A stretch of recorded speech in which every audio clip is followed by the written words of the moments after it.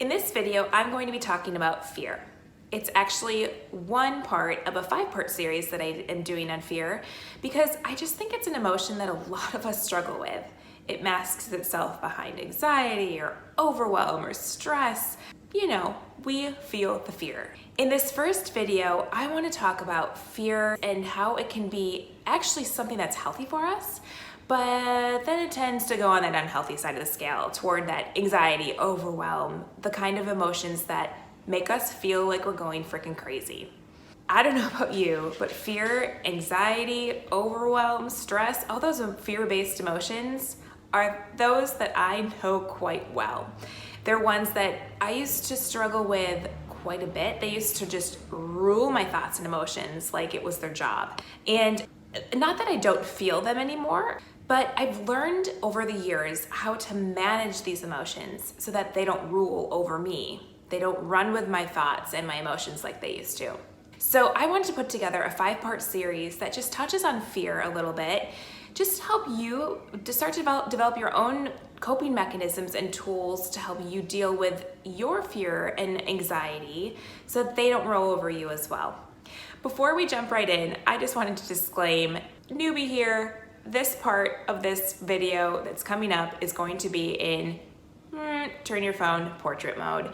I accidentally recorded the first 3 of the 5 videos that I'm doing on fear in that mode, and rather than scrapping it, I'm just gonna admit imperfection here and just roll with it. I apologize. I know it's kind of annoying to listen to it in a portrait mode, but for the last 2 parts, I promise you I will make sure they're in landscape.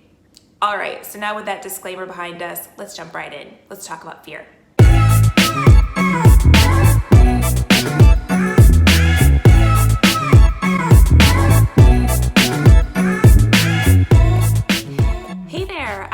Rachel St. Germain, and welcome to Unmasked. In this first video, what I'm going to be covering is what fear is and how to identify when it's a healthy fear or if it's an unhealthy fear. And in those times when you do creep into that anxiety, overwhelm, and what I would consider unhealthy fear, how to get yourself out of that, and then the benefits of doing that. So first of all, what the heck is going on in our brains and why do we have this fear? Why does this anxiety keep creeping up? Well, to get a little bit sciencey on you, we have a part of our brain called the amygdala, and what its job is to keep us safe. And what that looks like is it's constantly scanning around our environment, looking for things that may be potential threats to our safety. And this was a good thing. This is something that keeps us safe. I think of it as like the caveman brain. We were hunters and gatherers. We're going out to try to find food to keep our families alive. And as we're out hunting, we might see wild animals that might attack us. And our amygdala helps us scan those things and be like, danger, danger, wild beast. Don't go that way. Or another example in today is like just normal. We don't obviously go out hunting and gathering for our foods, but maybe we're on a hike and we see this beautiful view and we want to take a picture.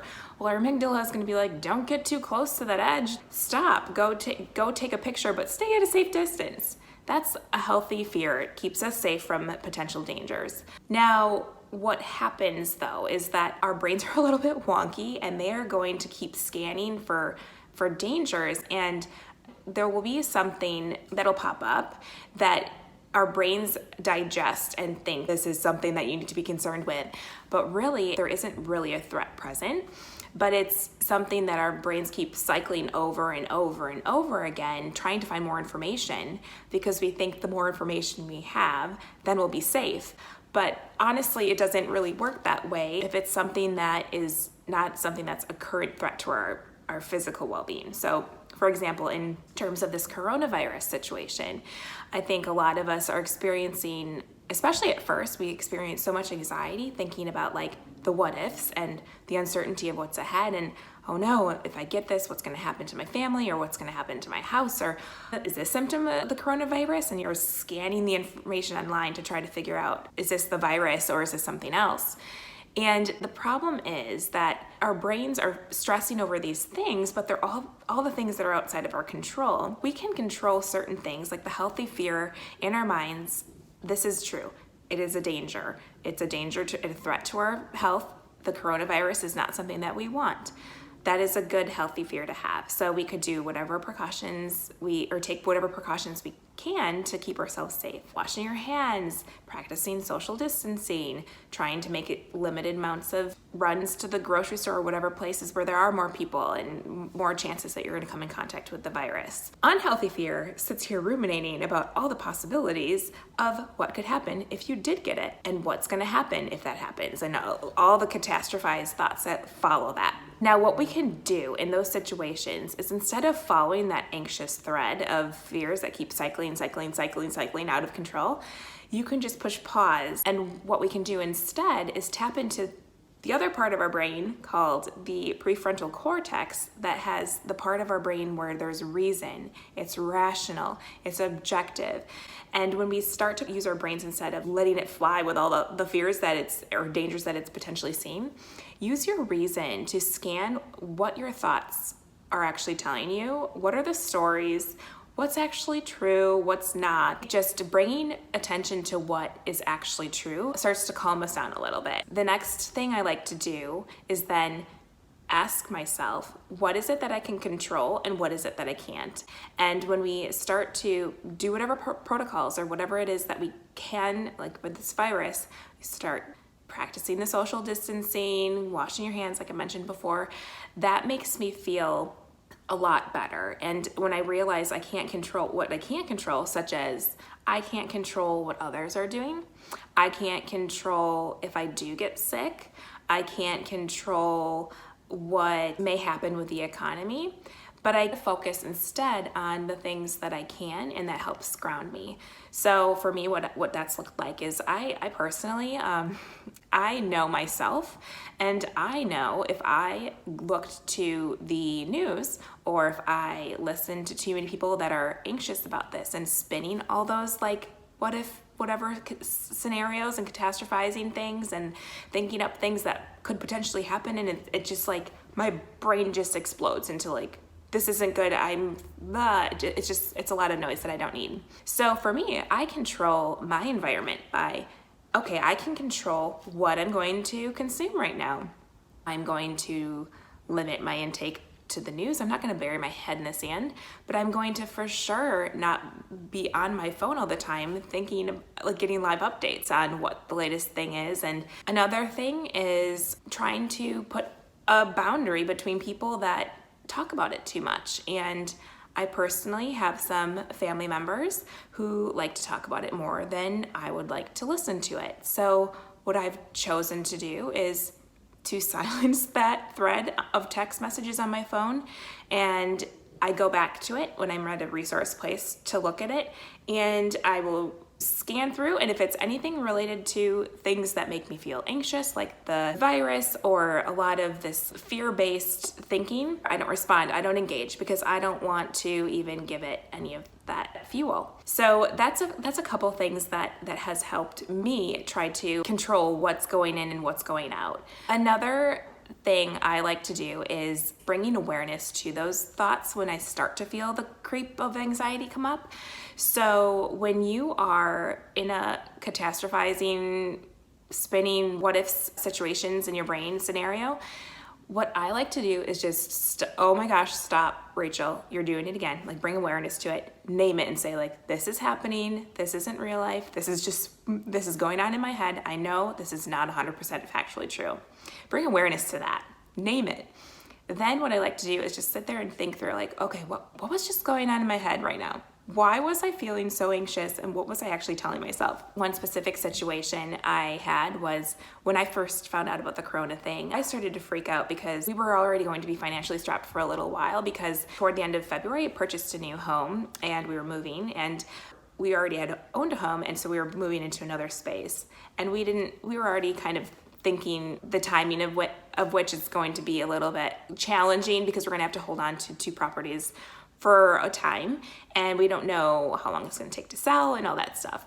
Well, then throw in the corona situation, and not only was our worst case scenario timeline extended, like, okay, it's actually worse than that. Also, we had no idea when is this gonna resolve itself. So as soon as I started to digest the reality of the situation, I just felt this anxiety like rising in my chest. I was brushing my teeth, I remember, and I'm like, I put down my toothbrush and I said, okay, this has gone from, oh my gosh, we have 2 houses on the market. We don't know when we're gonna be able to list our current home so that we can sell it.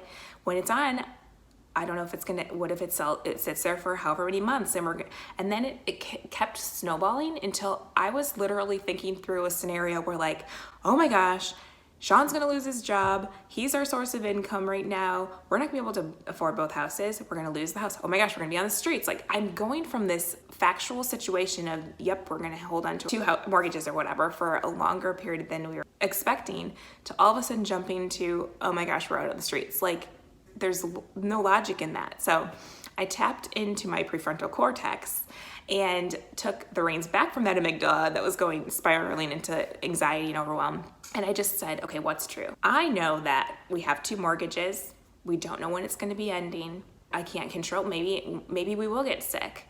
What I can not know for sure is what that means. Does that mean that that Sean's going to be out of work for a long time? Maybe he gets sick and he gets through it very quickly, or maybe he doesn't get sick at all. Maybe we have to hold on to our 2 mortgages for a while, but do we really think we're gonna be out on the streets? I even like let myself play it out and I go, okay, even if it's the worst case scenario and we are really financially strapped, don't we have friends and family members or other like plan B, C, D, like there's so many other things that we can think to try to get through that hardship. And even if worst case scenario, we lose our house, which hello, I don't think that's a very foreseeable future outcome, but if it is, like, are we gonna end up on the streets? No, come on, Rachel, let's be real. So just playing it out, calling out what's true and what's fabricated story really just helps me ground me back and takes the reins back from that anxiety. Those are 2 ways that I like to just kind of get real, is to, well, first of all, like tap into that prefrontal cortex, but then I like to play out, what is it I can control? What is it that is out of my control? And then try to focus on those things that I can control. And one of the things I can control is my reaction to the facts and my emotions that are coming up. So then, like I said, bring awareness to it, name it and tame it. What's going on in your brain? Play out what that is, then tame that sucker just by saying what's real.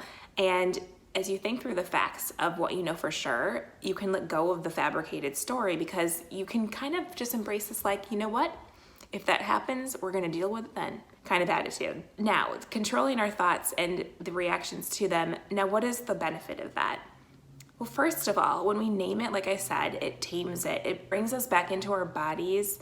It helps us just sit with that emotion for a little bit so that we can then take a breather and actually think through, instead of just grasping onto that thought as truth, be logical and objective and say, let's think this thing through. I want to feel my feelings, but I don't need to let them tell me who's boss. The more you start to name it and tame it, you start to realize, like, oh, there's that emotion coming again. It's not like, oh my gosh, I'm an anxious person and I can't control anything. It's, okay, here it is again. It's just an emotion. I'm gonna hold it loosely. I like to think of it like this. Like, I like to hold it into my hands, like it's coming in and out of my fingers. It can come and go as it likes. It's just gonna sit here. We're just gonna sit here with this for a little bit. And it helps us not be so attached to it. Like, that is the truth. That is our core. This is what I have to be. It just lets it come and pass through. And then it just becomes a little bit less charged each time. And even when it feels really charged, we almost can flip our perspective on it and say, wait a minute, this is an opportunity to learn something about myself. Like, I'm telling myself a story.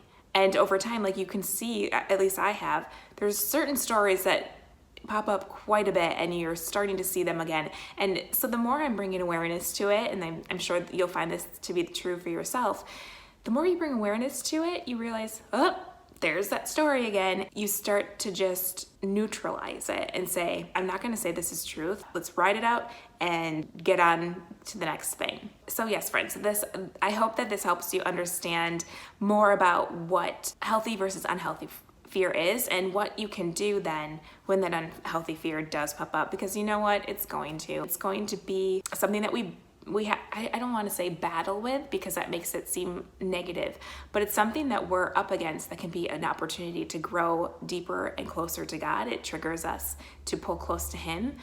But the more that we experience that anxiety, it can be a tool to learn something about ourselves and to free ourselves from the things that aren't serving us. So that's it for video 1, and I just wanted to let you know in video 2, I'm going to be diving a little bit deeper into this 4-step strategy that you can apply when you feel that up anxiety, it's coming, it feels like it's overwhelming and crushing. So check out video 2 for that.